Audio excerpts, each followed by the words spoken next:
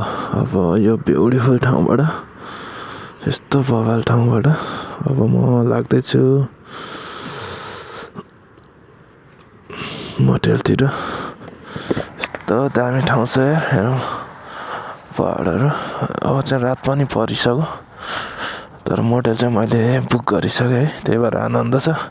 अब 1 घन्टा जति लाग्छ, यही खोलालाई पछ्याउँदै जाने हो म जम्मै त। यहाँ ठक्क दामी ठाउँ देखेँ क्या नि यहाँ, त्यही भएर हो। त्यहाँ अगाडि पनि रेकर्ड भइरहेछ, यता पनि रेकर्ड भइरहेछ है। Let's go.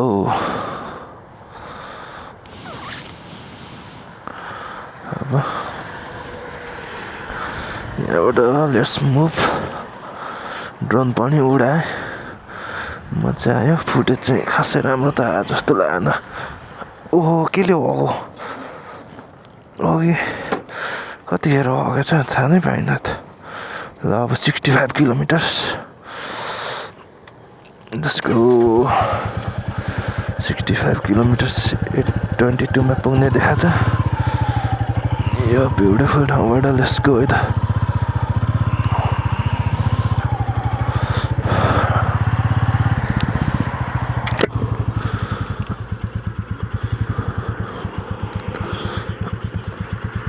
Sub let's go. कुन ठाउँ रहेछ यो? थेयारी रहेछ, थेयारी भन्ने ठाउँबाट। Let's go. थेयारी भन्ने ठाउँबाट लाग्दैछु म। रात परिसक्यो पर्न चाहिँ, तर पनि नो प्रब्लम है त। किनकि आजकल अलिक ढिलै रात पर्छ होइन, ढिलै रात पर्छ। प्लस होटल पनि बुक गरिसकेको छु होइन।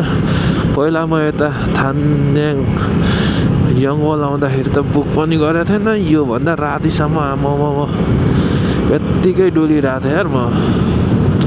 आज चाहिँ अगाडि नै फोन गरेर होटल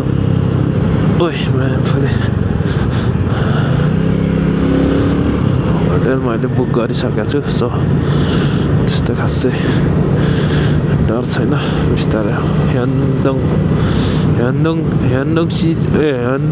जाने हो म। थेबेकको ह्यान्डोङ भन्ने ठाउँ सबै छ नि। गोजीमा दाम छैन मेरो। आमामा यता झन् बब्बाल देखिने रहेछ यार। कोरियामा पनि यस्तो बवाल ठाउँहरू रहेछ यार, मतलब नेचुरल्ली ब्युटिफुल ठाउँहरू क्या। हामी चाहिँ खासै अब नै घुमिँदैन नि त, त्यही भएर थाहा हुन्न होइन। तर यस्तो नेचुरल्ली ब्युटिफुल थेबेक्सी हुने जाने हो।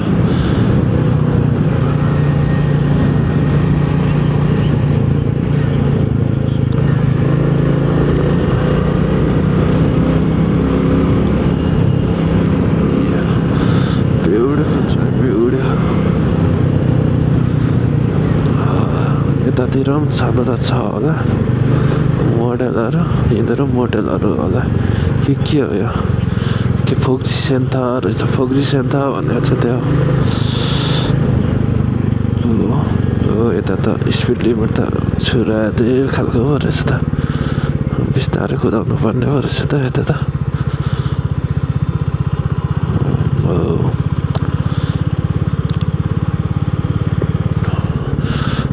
हाक्यो पो रहेछ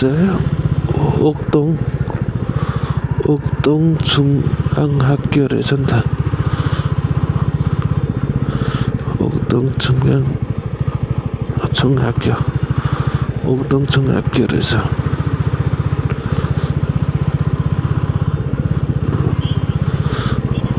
ओक्तोङ छुङ हाक्यो।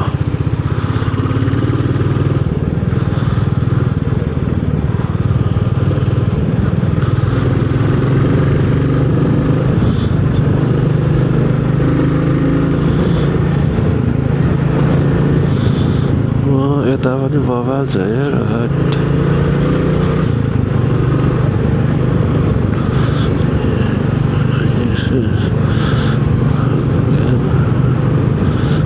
विदेशीहरू म पनि विदेशी हो, मलाई पनि साह्रै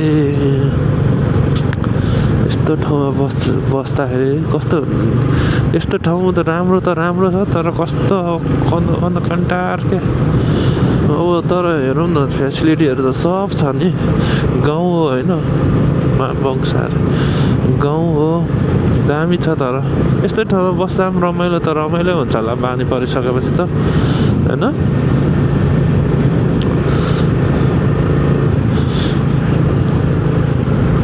बानी परेपछि त रमाइलो हुन्छ होला यतातिर चाहिँ घुम्ने ठाउँहरू टन्नै छ घुम्न चाहिँ आफ्नै साधन भयो भने चाहिँ घुम्नलाई रमाइलो हुन्छ होला वासक थनल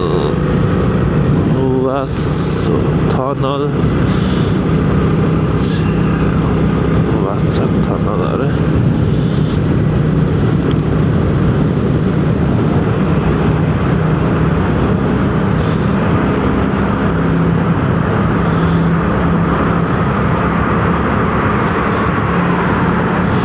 म चाहिँ जाँदै गरेको चाहिँ अलिक सहर जस्तै नै हो ठुलो सहर त होइन तर सानो हुन्छ नि अलिक सिटी त सिटी नै हो त्यहाँ चाहिँ होटेलहरू छ टन्नै सिटी पनि हो कि होइन यहाँ तर होटेलहरू चाहिँ छ होटेल पनि होइन मोटेलहरू छ होटेल भनेको चाहिँ ठुलोलाई भन्छ कि यहाँ मोटेल भनेको चाहिँ हुन्छ नि हाम्रो नेपालतिर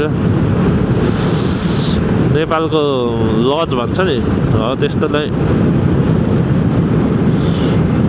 यता मोटेल भन्छ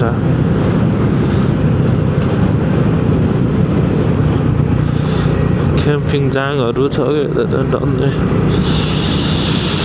वाउ लभली छ है लभली छ बाटो चाहिँ साथीभाइहरूसँग कुदाउन चाहिँ मजा आउने ठाउँ हो कि यिनीहरू तर के गर्नु एक्लै छु म एक्लै पनि फेरि पछाडि बस्ने मान्छे पनि छैन क्या केटाहरूलाई नै जाउँ भन्दाखेरि यार केटाहरूलाई घुमाउनु लानु पनि छ फेरि केटाहरूलाई ढोग्नु पनि पर्छ जाउँ भनेर बरु एक्लै घुमिन्छ केटाहरू घुम्नु र तर अरू गर्छन् तर जोस चाहिँ चलाउँदैनन् खै किन नचलाएको म चाहिँ एक्लै घुम्दिन्छु मै परे एक्लो ढेडो माथि के हो यो खिम्पाप खेगोक माथि त खेगोक रहेछ खेगोक भनेको चाहिँ भ्याली हो होइन खिम्का खेगोक यही होला खिम्का खेगोक चाहिँ जाडो पो त ओ यहाँ ढुङ्गा यहाँ त सब घुम्ने ठाउँहरू हो क्या बब्बाल छ यार युगेश्वर रहेछ खिम्कात युगेश्वर बनाबसी जाने हो अझै 53 किलोमिटर छ है 8:15मा भनेपछि ठ्याक्कै 1 घन्टा लाग्ने रहेछ अब 1 घन्टा चाहिँ खुरु कुदाउँछु ल नबसी आज म बिहान ढिलो निस्केँ क्या नत्र उतै म दोङ एसीसम्म जाने विचार गरेको थिएँ थोङ एसीसम्म तर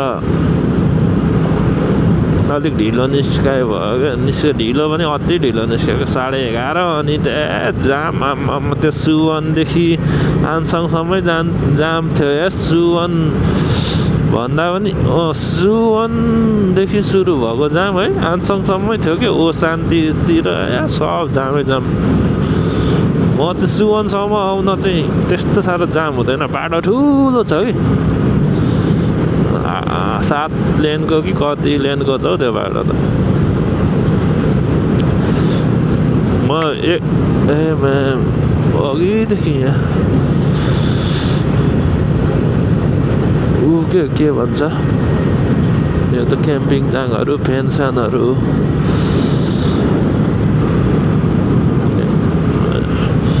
जोडी आउँछन् अब आफू पर्यो एक्लो ढेडो जोडी पनि छैन केटाहरूलाई जाउँ भन्दाखेरि केटाहरू खासै जाने खालको घुम्न रहर चाहिँ गर्ने खालको तर खै केटाहरू घुम्नु निस्किँदैनन् आफू त हप्तै बिजी हो फेरि हप्तै बिजी अझ योचोटि झन् आज पनि छुट्टी छ लेबर्स डेको भोलि पनि छुट्टी छ पर्सि पनि छुट्टी छ होइन यस्तो मौकामा त झन् कहाँ छोड्नु भयो त भनेर लत्त पारेर निस्केको छु म यस्तो ब्युटिफुल ठाउँ राइड हान्न चाहिँ यस्तो अब मान्छेहरूलाई तर अचम्म लाग्छ होला के मजा आउँछ यार राइड हान्दा पनि भन्छ होला तर only riders know this feeling है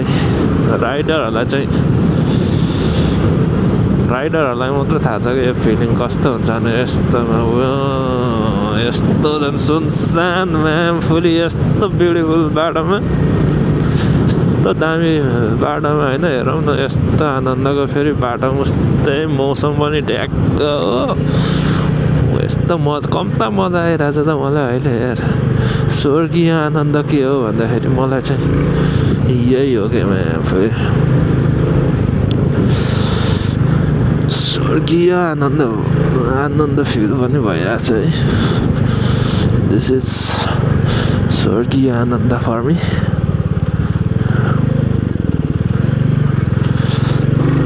यस्तो यो खोलाको नाम चाहिँ थाहा भएन क्या